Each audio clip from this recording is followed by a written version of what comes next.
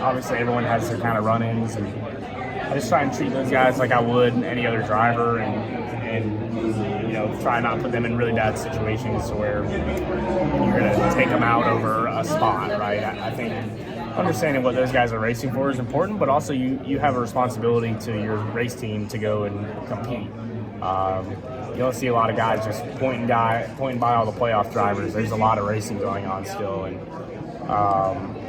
you might think by racing a playoff driver hard that you're ruining the playoffs, but then the guy that needs that spot to get held on to is thinking the opposite. So I think just staying in your own lane and running your own race and being as smart as you can to help yourself kind of makes it easy. Kind of takes all those questions out of the program. Do you feel like the rest of the drivers who aren't in the championship four, do you think they all feel that way too? Or like, what are the chances we see the top four tomorrow be the top championship four? Well, I mean, obviously, the thing about that is, all those teams are going to bring their best stuff for their championship hope, right? And so, you would think that kind of gives the drivers in the championship four a little bit of a leg up. And we saw kind of last night too, where Christian Eckes won the truck race, right? And so there's an opportunity there to go win a race still.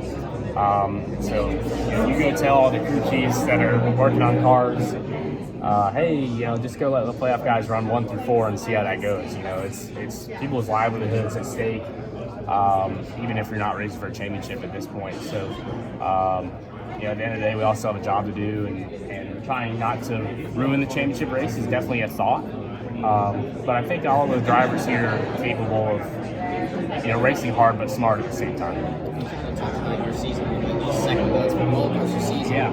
Overall, what kind of personal growth have you seen from yourself and your team through this kind of roller coaster of a season? Yeah, a lot. I mean, you learn a lot about yourself through good and bad times, and when you get a good result after a few not so good ones or whatever, I feel like that's always good. I don't know. It's hard to say, right? It's hard for me to look back like, well, I'm better at this. I don't know. I think I'm just, as you go through life, you experience things and you grow and learn from them, and you come out of the side kind of molded by those things. And so you kind of have to make sure that you're forcing that to happen in the right ways. And so taking a lesson and doing something positive with it, I think, is something that I've gotten good at, and using motivation and finding motivation from different things. So I think it's definitely an interesting scenario, right? You go through these years, and on the outside it looks like it's just, hey, we're all driving race cars, it's so fun, but there's so much pressure and stress. And normally about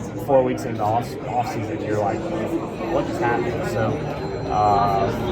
I don't know. I think I'll probably have a better idea when we get into next year how I feel, if I'm more prepared or whatnot. I feel like I've definitely grown as a driver, so excited to kind of put that into test.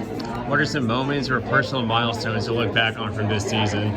Yeah, it's hard to say. I mean, one thing in particular, I think,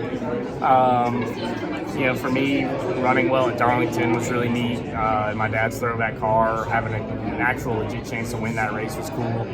That's my favorite racetrack too, so that was really special, and having the Wood family there at a historic racetrack. If I had to point to one thing, I think that'd be it. Late race restarts. I think I was on the second row or so. So that's fun stuff. That's the stuff, the opportunities you really work for. And I'd say that race in particular was really cool for a lot of reasons, but doing it in my dad's paint scheme and all that was neat too. So I'd say that was a high point for sure. And even the second Darlington, we kind of got caught up when the Suarez and Bowman craziness there, but we ran well and fought back all night, kind of got into the top 10 and then got wiped out. But running well there is a point of pride for me, and I think it's one of the hardest racetracks. So if we can go there as a team and run well, I think we can make it happen anywhere.